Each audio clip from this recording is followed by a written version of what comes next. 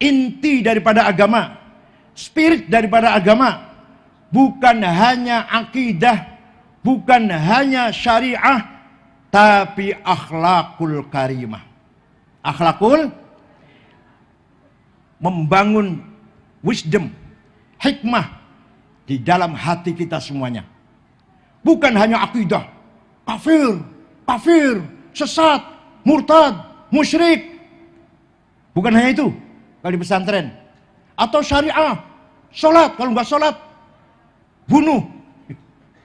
Pencuri, potong tangan. Yang zina, gebukin ping 100.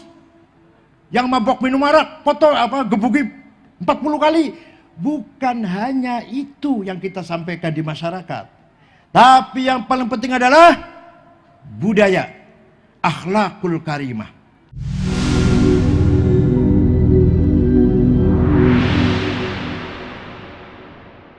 Pesantren Al-Hisnul Hasin, benteng yang kokoh dalam memperkuat persatuan NKRI, semangat ukhuwah watoniyah, spirit nasionalis. Di samping pesantren membangun budaya, akhlakul karimah, memahami agama, ruhuddin atau ruhul Islam akan kita dapati di pesantren, tidak akan kita dapati di sekolah-sekolah. Yang Ustadz DB belum bisa baca Quran. Sanawiyah negeri, aliyah negeri, kecuali keluar pesantren, kecuali. Kalau nggak keluar pesantren, ustadznya tuh loh nggak bisa baca Quran dengan benar. Bagaimana mau akan menjadi Hisnul Hasin, Ruhuddin? Bagaimana akan menjadi benteng agama Islam kalau kualitas guru-gurunya baca Quran saja tidak bisa? Itu guru sekolah agama loh ya, bukan guru sekolah SMA, bukan sekolah agama. Peran pesantren sungguh sangat mulia sejak dulu sampai sekarang. Pertama, peran membangun ruhul Islam wa ta'alimuh wa mabadi'uh, peran membangun semangat beragama Islam dengan memahami betul-betul ilmu pengetahuan tentang keislaman, dengan mendalami betul-betul ilmu yang ada dalam agama Islam, tafsir, hadis, dan seterusnya. Di agama lain, Yahudi, Kristen, apalagi Hindu, Buddha, apalagi, tidak ada ilmu yang semacam usul fikih, yaitu metode bagaimana memahami Quran dan hadis sehingga melahirkan ijtihad yang menghasilkan ilmu fikih. Yahudi tidak ada, Kristen boten wonten. Ya baca teks aja, baca Injil lah. Ilmu semacam usul fikih, ayatnya ada muhkamah, mutasyabihah, mutlaqah, muqayyadah, ammah, khossah, nasikhah, mansukhah. Gak ada hakiki, majazi. Ilmu itu gak ada di Yahudi Kristen. Bukan menghina, ini kenyataan, pembahasan ilmiah ini. Bukan menghina, bukan. Ilmu semacam ilmu hadis, dalam seleksi hadis dinamakan sahih kalau muttasil, dhabit, thiqah, adil, baru sahih. Kurang satu syaratnya, turun hasan. Kurang lagi dhaif, dhaifnya macam-macam. Tidak ada metode seleksi yang semacam ini di agama lain. Nah, di kita pun di tengah-tengah umat Islam ini yang masih menekuni ilmu itu hanya di pesantren. Ini namanya ruhul Islam. Betul-betul membesarkan, membentengi ilmu pengetahuan agama Islam. Bukan fikihnya loh. Bukan hadisnya, ilmu usul fikihnya. Ilmu mustalah hadisnya yang tidak ada di luar pesantren. Kalau tuh ada cuma tekstual banget atau dangkal banget. Di pesantren Latiful Syarat sampai Jamul Jawami, kiainya menerangkan sampai kemeringet. Padahal angka bayarannya padahal. Tadi Mas Kamu sudah menjelaskan kalau sowan ke kiai harus pakai bawa sedekah. Makanya yang menghina kiai dalam hal amplop langsung dipecat oleh kamu sendiri yang mecat. Ilmu semacam itu, manhaj, metodologi memahami Quran, metodologi menseleksi hadis tidak dimiliki oleh lembaga pendidikan di luar pesantren. Percaya saya sama saya. Saya pernah kuliah di Indonesia ini dan melanjutkan ke Timur Tengah. Betapa jauhnya perkuliahan di sini dengan perkuliahan di Timur Tengah. Betapa jauh kualitasnya. Hadirin saya hormati, di pesantren ada pelajaran Al-Quran face to face, muajahah, wajhan biwajhin, ya masih gitu ya. Berhadapan satu anak dengan kiainya, maka kita jamin khotimin Quran dari pesantren SAS ini yakin baca Qurannya fasih. Belum tentu, bukan hanya belum tentu, kalau ngaji Qurannya cuma kolektif, ustadznya baca, terus rame-rame menirukan, nggak akan sefasih yang wajhan biwajhin. Talaqi wajhan biwajhin, talaqi mubashir. Ini merupakan kelebihan pesantren, terutama Kempek. Ya saya kira Gedongan juga sama lah, babakan ya sama, ngaji Qurannya wajhan biwajhin. Tidak mungkin terjadi metode ini, tidak akan kita debati di luar lembaga pesantren. Luar biasa. Bahagialah para khotimin yang telah menyelesaikan khotmil Quran di pesantren Kempek ini. Anda atau saudara-saudara semuanya, adik-adik semuanya telah mendapatkan pelajaran tilawatil Quran, qiraatil Quran, qiraah mujawwadah, qiraah yang sangat baik melalui guru-guru yang ada di pesantren Kempek. Quran dulu ditulis dengan tulisan Arab tanpa titik, ba ta tha sama, jim ha kho sama, dal zal nggak ada bedanya, ro zai nggak ada bedanya. Zaman Kanjeng Nabi, sahabat bisa baca walaupun nggak ada titiknya. Setelah Islam semakin meluas, maka ada seorang yang bernama Imam Abul Aswad Ad-Du'ali. Siapa? Alah Toto Soekardi lah gampang. Abul Aswad Ad-Du'ali yang wafat tahun 62 Hijriah. Beliaulah wadi'un nuqat alal huruf, yang menciptakan titik. Ba titik satu di bawah, ta titik dua di atas, ta titik, namanya Abul Aswad Ad-Du'ali, muridnya Sayyidina Ali. Luar biasa jasanya. Sudah ada titik, masih banyak orang kesulitan baca Quran. Maka seorang Imam Al-Khalil bin Ahmad Al-Farohidi, wafat tahun 175 Hijriah, menggagas syakal, fathah, domah, kasroh, fathaten, domaten, kasroten, tasdid, sukun. Siapa tadi yang bikin, siapa namanya? Alah, sarapannya apa ya, Masya Allah, sarapannya semayi.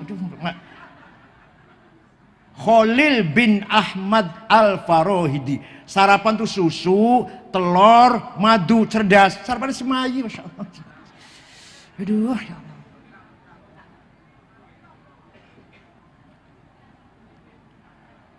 Sudah ada titik, sudah ada harokat, masih banyak orang salah membaca Al-Quran. Maka kebutuhan sangat mendesak, kebutuhan sangat darurat. Bagaimana metode membaca Quran? Seorang imam bernama Abu Ubaid Qasim bin Salam, siapa? Yang wafat tahun 224 Hijriah, menggagas ilmu tajwid qiraatil Quran.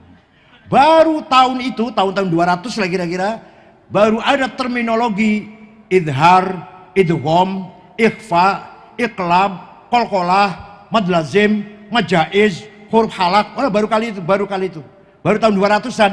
Ya bid'ah. Jangan Kanjeng Nabi mboten wonten bid'ah.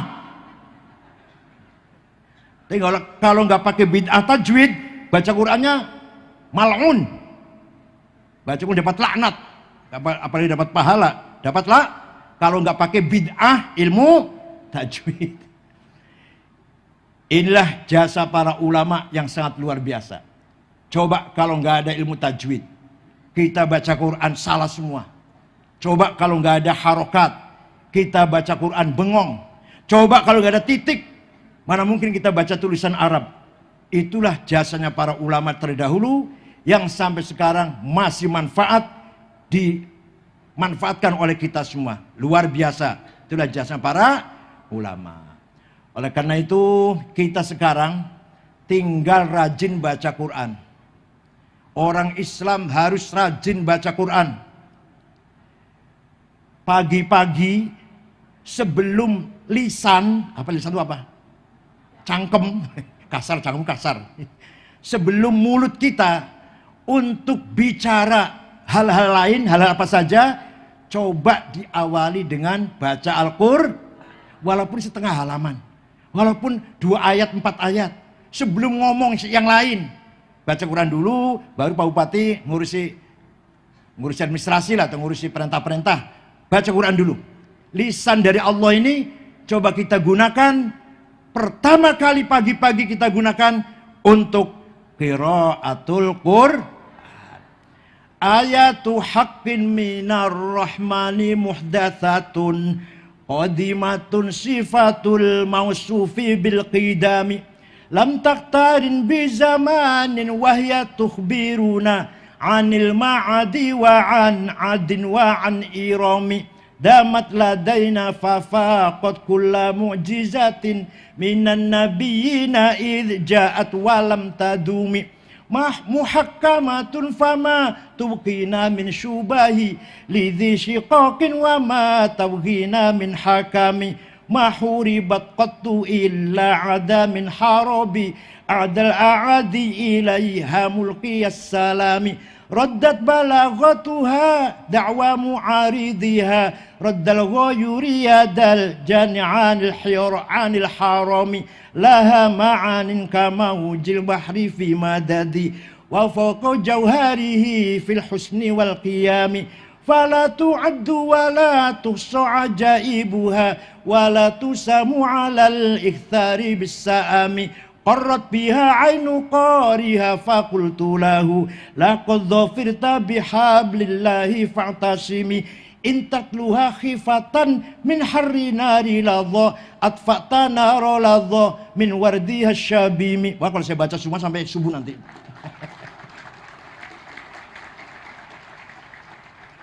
Quran itu mushafnya seumpama ini mushaf seumpama. Mushafnya ini hadis baru dicetak di Jakarta, di Surabaya, yang nyetak manusia, yang nyetak tintanya yang bikin manusia, kertasnya yang bikin Sinarmas. Baru kan? Tapi Quran sebagai sifatul qadim, sifatullahil dzatil qadim, maka Quran adalah qadim. Malah paham orang ya. Aduh. Mushafnya hadis, tapi Quran sebagai sifatnya Allah qadim. Oh, paten.